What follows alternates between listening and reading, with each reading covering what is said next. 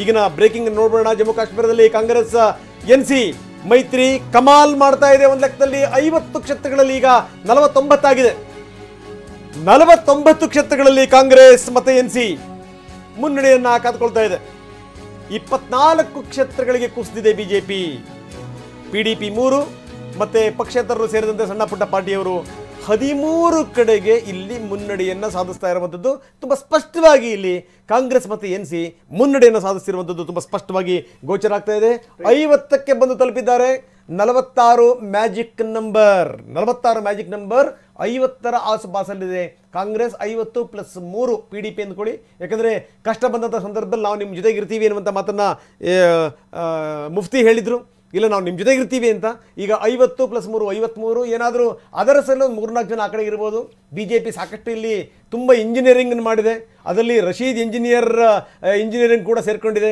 ಏನಾದರೂ ಅವರು ಹೆಚ್ಚು ಸ್ಥಾನಗಳನ್ನು ಗೆದ್ದರೆ ಖಂಡಿತವಾಗ್ಲೂ ನಮ್ಮ ಕಡೆ ಬರ್ತಾರೆ ಅಂತ, ಪಕ್ಷೇತರರು ನಮ್ಮ ಕಡೆ ಬರ್ತಾರೆ ಅನ್ನುವಂಥ ಒಂದು ಪ್ರಬಲವಾದಂಥ ನಂಬಿಕೆ BJPಗಿದೆ. ಯಾಕಂದರೆ ಬಹುತೇಕ ಪಕ್ಷೇತರರನ್ನು ಕಣಕ್ಕಿಳಿಸಿರುವಂಥದ್ದೇ BJP ಅನ್ನುವಂಥದ್ದು ತುಂಬ ಸ್ಪಷ್ಟ.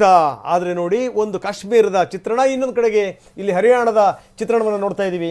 BJP 43, ಕಾಂಗ್ರೆಸ್ 41. ರವಿಕುಮಾರ್ ನೋಡಿ, ಬೇರೆ ಬೇರೆ ಚಾನೆಲ್ಗಳು ಕೂಡ ನೋಡ್ತಾ ಇದ್ದೇನೆ.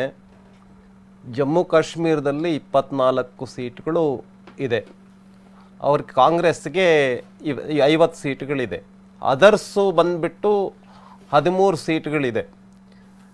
ಇದೆಲ್ಲವನ್ನು ಕೂಡ ನೋಡಿದಾಗ ಇನ್ನೂ ಸಮಯ ಇದೆ. ಹನುಮಂತಯ್ಯ ಅವರು ಹೇಳ್ದಂಗೆ ಜಮ್ಮು ಕಾಶ್ಮೀರದಲ್ಲೂ ಕೂಡ ಈ ಸಂಖ್ಯೆ ಏನಾಗುತ್ತೆ ನೋಡೋಣ. ಇನ್ನು 1 ಅವರ್, ಇನ್ನು 1 ಅವರ್. ರವಿಕುಮಾರ್ ಅವರು ಜಮ್ಮು ಕಾಶ್ಮೀರಕ್ಕೆ ಬಂದಂತ ಸಂದರ್ಭದಲ್ಲಿ ಎಂಡೋರ್ಸ್ ಮಾಡ್ತಾರೆ ನಮ್ಮ ಹನುಮಂತಯ್ಯ ಅವ್ರನ್ನ.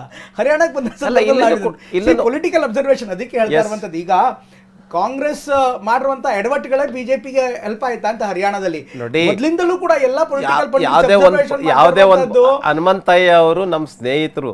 ಅವ್ರು ಹೆಂಗೆ ಅವ್ರ ಪಕ್ಷವನ್ನ ರಕ್ಷಣೆ ಮಾಡಬೇಕು, ನಾನು ಕೂಡ ನನ್ನ ಪಕ್ಷವನ್ನ ರಕ್ಷಣೆ ಮಾಡ್ತೇನೆ, ಆ ಪ್ರಶ್ನೆ ಬೇರೆ. ಆದ್ರೆ ಅಂಕಿ ಅಂಶಗಳು ಏನ್ ಹೇಳ್ತಾ ಇದೆ, ಆಗ್ಲೇ ಬಿಜೆಪಿ ಸಂಖ್ಯೆ 31-32 ತನಕ ಇತ್ತು, 24ಕ್ಕೆ ಬಂತು. ಈ ಸಂಖ್ಯೆ ಜಾಸ್ತಿ ಆಗ್ಬೋದು, ಗೊತ್ತಿಲ್ಲ ಏನಾಗತ್ತೆ ಅಂತ, ಕಾದು ನೋಡೋಣ. ಆದರೆ ನೀವು ಇದ್ರ ಇದಕ್ಕೆ ಬಂದರೆ, ಹರಿಯಾಣಕ್ಕೆ ಬಂದಂಥ ಸಂದರ್ಭದಲ್ಲಿ 49 BJP ತೋರಿಸ್ತಾ ಇದೆ ಟೈಮ್ಸ್ ನೌನಲ್ಲಿ. 49, ಕಾಂಗ್ರೆಸ್ಗೆ 36. ಬೇರೆ ಬೇರೆ ಚಾನೆಲ್ಗಳಲ್ಲಿ ಬೇರೆ ಬೇರೆ ಅಂಕಿ ಸಂಖ್ಯೆಗಳು ಬರ್ತಾ ಇದೆ. ಒಟ್ಟಾರೆ ಟ್ರೆಂಡ್ ಏನಿದೆ ಅಂತ ಹೇಳಿದ್ರೆ, ಹರಿಯಾಣ ಬಿಜೆಪಿ ಮತ್ತೆ 3ನೇ ಬಾರಿಗೆ ಅಧಿಕಾರಕ್ಕೆ ನಾವು ಹೋಗ್ತಾ ಇದ್ದೇವೆ. ರೈತರು ನಮ್ಮ ಜೊತೆನಲ್ಲಿದ್ದಾರೆ, ಮಹಿಳೆಯರು ನಮ್ಮ ಜೊತೆನಲ್ಲಿದ್ದಾರೆ, ಯುವಕರು ನಮ್ಮ ಜೊತೆನಲ್ಲಿದ್ದಾರೆ. ಮೋದಿಜಿ ಅವರ ಆಡಳಿತವನ್ನ ಮೆಚ್ಕೊಂಡಿದ್ದಾರೆ, ಸೈನಿ ಅವರ ಆಡಳಿತವನ್ನ ಮೆಚ್ಕೊಂಡಿದ್ದಾರೆ. ಏನು ಹಿಂದಿ ನಾಡಲ್ಲಿ ಕಾಂಗ್ರೆಸ್ ಬಂದ್ಬಿಡ್ತು ಅಂತ ಏನು ಆಸೆಯನ್ನ ಕಾಣ್ತಾ ಇದ್ರು, ಆ ಆಸೆ ಎಲ್ಲ ಇಲ್ಲ. ಚುನಾವಣಾ ಕುರುಕ್ಷೇತ್ರದಲ್ಲಿ ನಮ್ದೇ ಜಯ. ಹಾಗಾಗಿ ಕುರುಕ್ಷೇತ್ರದಲ್ಲಿ ಬಿಜೆಪಿ ಗೆಲ್ತಾ ಇದೆ ಅನ್ನುವಂಥದ್ದು ಈ ಟ್ರೆಂಡ್ ಗೊತ್ತಾಗ್ತಾ ಇದೆ. ಹಾಗಾಗಿ ಇದು ಏನು ಮಹಾರಾಷ್ಟ್ರದ ಮೇಲೆ ಪರಿಣಾಮ ಬೀರುತ್ತೆ, ಜಾರ್ಖಂಡ್ ಮೇಲೆ ಪರಿಣಾಮ ಬೀರುತ್ತೆ. ಜಾರ್ಖಂಡಿನ ಪರಿಸ್ಥಿತಿ ಏನಾಗಿದೆ, ಈವನ್ ಶಿವಸೇನೆ ಮತ್ತು ಕಾಂಗ್ರೆಸ್ಸಿನ ಪರಿಸ್ಥಿತಿ ಮಹಾರಾಷ್ಟ್ರದಲ್ಲಿ ಏನಾಗಿದೆ, ಒಳಗಡೆ ಹೋದಾಗ ಗೊತ್ತಾಗತ್ತೆ. ಈ ಟ್ರೆಂಡ್ ಏನಿದೆ ಮಹಾರಾಷ್ಟ್ರದ ಮೇಲೆ ಏನಾಗುತ್ತೆ ಮುಂದೆ ನೋಡೋಣ. ಇದು ಹಿಂದಿ ಬೆಲ್ಟ್ ಅಲ್ಲಿ ಬಿಜೆಪಿ ಗಟ್ಟಿಯಾಗಿದೆ, ಏನು ಕೂಡ ಅಲಗಾಡಿಲ್ಲ ಅನ್ನುವಂಥದ್ದು ಈ ಟ್ರೆಂಡ್ ಗೊತ್ತಾಗ್ತದೆ. ಕುರುಕ್ಷೇತ್ರದಲ್ಲಿ ನಮ್ಮದೇ ಜಯ ಅಂತ. ಆ ಕುರುಕ್ಷೇತ್ರದಲ್ಲಿ ಕೃಷ್ಣನ ಕಮಾಲ್ ಇತ್ತು, ಇಲ್ಲಿ ಕಮಾಲ್ ಮಾಡಿರುವಂತವ್ರು ಯಾರು? ಮೋದಿಜಿ ಅವರು. ನಮ್ಮ ಮೋದಿಜಿ ಅವರೇ ಕೃಷ್ಣ, ಸೈನಿ ಅವರು ಅರ್ಜುನ ಅಲ್ಲಿ. ಹಾಗಾಗಿ ಹರಿಯಾಣದಲ್ಲಿ ಕೂಡ ನಾವು ಗೆಲ್ತೀವಿ. ಅಲ್ಲ, ಅರ್ಧ ಗಂಟೆ ಹಿಂದೆ ಯಾರಿದ್ರು ಅಂತ ಗೊತ್ತಾಗ್ತಿರ್ಲಿಲ್ಲ. ಬಟ್ ಈಗಿರುವಂತ ಪರಿಸ್ಥಿತಿ ಅಫ್ಕೋರ್ಸ್ ಈಗ ನಾವಾಗಲೇ ಕೆಲವೊಂದಿಷ್ಟು ವಿಚಾರಗಳನ್ನ ರಂಗನಾಥ್ ಕೂಡ ಹೇಳ್ತಾ ಇದ್ರು. ಈಗ ಜವಾನ್ ವಿಚಾರ ಇರ್ಬೋದು, ಅದೇ ರೀತಿ ಕಿಸಾನ್ ವಿಚಾರ ಇರ್ಬೋದು. ಬಹುಶಃ ದೇಶದ ರಾಜಕಾರಣದಲ್ಲಿ 2019ರ ಚುನಾವಣೆಯಲ್ಲಿ ಹರಿಯಾಣ ಎಲ್ಲೋ ಒಂದು ಕಡೆಗೆ ಈ ಕಿಸಾನ್ ಹೋರಾಟ ಏನಿದೆ, ಕಿಸಾನ್ ಹೋರಾಟಗಳ ಮೂಲಕ ಒಂದು ರೀತಿ ಟ್ರೆಂಡ್ ಸೆಟ್ ಮಾಡುತ್ತೆ ಅನ್ನುವಂಥ ಒಂದು ನಂಬಿಕೆ ಇತ್ತು. ಈಗ ಹರಿಯಾಣದಲ್ಲಿ ಆಗಿರುವಂಥದ್ದು ಕೇವಲ ಈ ಕಿಸಾನರು ಅಥವಾ ರೈತರು ಎಲ್ಲರೂ ಕೂಡ ನಮ್ಮ ಜೊತೆಗಿದ್ದಾರೆ ಅನ್ನುವಂಥ ಮಾತನ್ನು ಹೇಳ್ತೀರಾ, ಅದು ನಿಮ್ಮ ಕಾರಣ ಅನ್ಸುತ್ತೋ ಅಥವಾ ಕಾಂಗ್ರೆಸ್ ಪಕ್ಷದ ಒಳ ರಾಜಕೀಯ ಅಲ್ಲಿನ ವಿಭಜನೆ ನಿಮ್ಗೆ ಹೆಲ್ಪ್ ಆಯಿತು ಅಂತ? ಪೊಲಿಟಿಕಲಿ ನೋಡೋದಾದ್ರೆ, ಚುನಾವಣಾ ವಿಚಾರದಲ್ಲಿ ನೋಡೋದಾದ್ರೆ ನಿಜವಾದಂಥ ವಿಚಾರಗಳು ಇದು ಕೂಡ ಕಾರಣ ಅಲ್ವಾ ಅಂತ? ಇಲ್ಲ, ಕಾಂಗ್ರೆಸ್ಸಿನ ಒಳಜಗಳ ಇರಬಹುದು, ಆದರೆ ಕಾಂಗ್ರೆಸ್ಸು ಕೂಡ ಒಳ್ಳೆ ಸಂಖ್ಯೆನಲ್ಲಿ ಬರ್ತಾ ಇದೆ, ನಮಗೆ ಆಂಟಿ ಇನ್ಕಂಬೆನ್ಸಿ ಅಕಸ್ಮಾತ್ ಇಲ್ಲದೆ ಹೋಗಿದ್ರೆ ನಿಶ್ಚಿತವಾಗಿ ನಮ್ಮ ಸೈನಿಯವರು ಏನು ಹೊಸ ಮುಖ್ಯಮಂತ್ರಿ ಇದ್ದಾರೆ ಅವ್ರದ್ದು ಬಹಳ ಒಳ್ಳೆ ಹೆಸರಿದೆ ಹರಿಯಾಣದಲ್ಲಿ. ಆ ಹಿನ್ನೆಲೆಯಲ್ಲಿ ನಮ್ಮ ಸರ್ಕಾರ ಮತ್ತೆ ಬರ್ತಾ ಇದೆ. ಇದಕ್ಕೆ ನರೇಂದ್ರ ಮೋದಿಜಿಯವರು ಎಷ್ಟು ಕಾರಣವೋ ಅಷ್ಟೇ ಕಾರಣ ನಮ್ಮ ಸೈನಿಯವರು. ಆ ಹಿನ್ನೆಲೆಯಲ್ಲಿ ಸರ್ಕಾರ 100% ಹರಿಯಾಣದಲ್ಲಿ ನಮ್ದಾಗೆ. ಹನುಮಂತನವ್ರ ಈಗ ಸ್ವಲ್ಪ ಹೊತ್ತು ಹಿಂದೆ ಆಂಟಿ ಇನ್ಕಂಬೆನ್ಸಿ ಬಗ್ಗೆ ನಾವು ಮಾತಾಡ್ತಾ ಇದ್ವಿ, ಹರಿಯಾಣದಲ್ಲಿ ಆಂಟಿ ಇನ್ಕಂಬೆನ್ಸಿ ವರ್ಕೌಟ್ ಆಗ್ತಾ ಇದೆ ಅಂತ. ಬಟ್ ಈಗ ಅಫ್ಕೋರ್ಸ್ ಸರ್ಕಾರ ಯಾರು ರಚನೆ ಮಾಡ್ತಾರೆ ಅನ್ನೋದು ಒಂದು ವಿಚಾರ, ಆದರೆ ಆಂಟಿ ಇನ್ಕಂಬೆನ್ಸಿ ಅಷ್ಟು ದೊಡ್ಡ ಪ್ರಮಾಣದಲ್ಲಿ ಇನ್ನೂ ಕೂಡ ಪ್ಲೇ ಆಗಿಲ್ಲ, ಇಲ್ಲಿ ಅಷ್ಟು ದೊಡ್ಡ ಪ್ರಮಾಣದಲ್ಲಿ ಪರಿಣಾಮ ಬೀರಿಲ್ಲ ಅನ್ನುವಂಥ ಒಂದು ಅಬ್ಸರ್ವೇಷನ್ ಇಲ್ಲಿ ಸಿಗ್ತಾ ಇದೆ.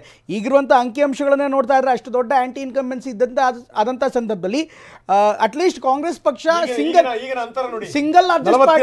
ಸಿಂಗಲ್ ಲಾರ್ಜೆಸ್ಟ್ ಪಾರ್ಟಿ ಆಗಾದ್ರೂ ಕೂಡ ಬರ್ಬೋದಾಗಿತ್ತು. ಅಫ್ಕೋರ್ಸ್ ಅಂತರ ಬೇರೆ ಆಗಿರ್ಬೋದು. ಬಟ್ ಇಲ್ಲಿ ನೋಡ್ತಾ ಇದ್ರೆ ಹಿನ್ನಡೆ ಅನುಭವಿಸ್ತಾ ಇದೆ, ಸಂಖ್ಯೆಯಲ್ಲೂ ಕೂಡ ಹಿನ್ನಡೆ ಇದೆ. ಹಾಗಾದ್ರೆ ಆಂಟಿ ಇನ್ಕಂಬೆನ್ಸಿ ವರ್ಕೌಟ್ ಆಗಿಲ್ವಾ?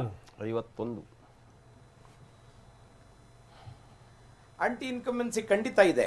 ಆದರೆ ಚುನಾವಣೆ ಇದೆಯಲ್ಲ, ಯಾವುದೇ ಚುನಾವಣೆಯಲ್ಲಿ ಆಳುವ ಪಕ್ಷಕ್ಕೆ ಅನೇಕ ಅನುಕೂಲಗಳಿರ್ತವೆ. ಆಳುವ ಪಕ್ಷ ಕೇಂದ್ರದಲ್ಲೂ ಇದೆ, ರಾಜ್ಯದಲ್ಲೂ ಇತ್ತು. ಆದರೆ ಒಂದು ವಿರೋಧ ಪಕ್ಷವಾಗಿ ಕಾಂಗ್ರೆಸ್ಸು ಇಷ್ಟು ದೊಡ್ಡ ಪ್ರಮಾಣದ ಯಶಸ್ಸನ್ನು ಸಾಧಿಸಿರೋದು ಗಮನಾರ್ಹವಾದ ಅಂಶ. ಅದನ್ನ ನಾವು ಗಮನಕ್ಕೆ ತಗೋಬೇಕು. ಆಂಟಿ ಇನ್ಕಮೆನ್ಸಿ ಅಷ್ಟೇ ಅಲ್ಲಲ್ಲ, ಅದೇ ಅನುಕೂಲಗಳು ಆಳುವ ಪಕ್ಷಕ್ಕಿರ್ತದೆ, ಅದು ನಮಗೆ ಗೊತ್ತಿರಬೇಕು. ಆ ದೃಷ್ಟಿಯಿಂದ ಕಾಂಗ್ರೆಸ್ ಸಾಧಿಸಿರುವ ಜಯ ಇದೆಯಲ್ಲ, ಇದು ಸಾಮಾನ್ಯವಾದ ಜಯ ಅಲ್ಲ. We have started from zero. ಆದರೆ ಬಿಜೆಪಿ ಅಧಿಕಾರವನ್ನ ಇಟ್ಕೊಂಡು ಚುನಾವಣೆ ಮಾಡ್ತಿದೆ. ನಾವು ಝೀರೋ ಇಂದ ಶುರು ಮಾಡಿದ್ದೀವಿ.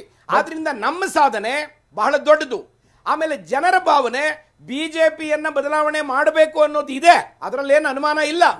ಬಿಜೆಪಿಯನ್ನ ಬದಲಾವಣೆ ಮಾಡಬೇಕು ಅಂತ ಜನರಿಗೆ ಭಾವನೆ ಇಲ್ಲದೆ ಹೋಗಿದ್ರೆ ಇಷ್ಟು ದೊಡ್ಡ ಸಂಖ್ಯೆಯಲ್ಲಿ ನಾವು ಗೆಲ್ತಾ ಇರಲಿಲ್ಲ. ಆದರೆ ಹನುಮಂತಯ್ಯನವರ 1 ಸೆಕೆಂಡ್ ನಿಮ್ಮ ಜೊತೆಗೆ ಮಾತಾಡ್ತೀನಿ.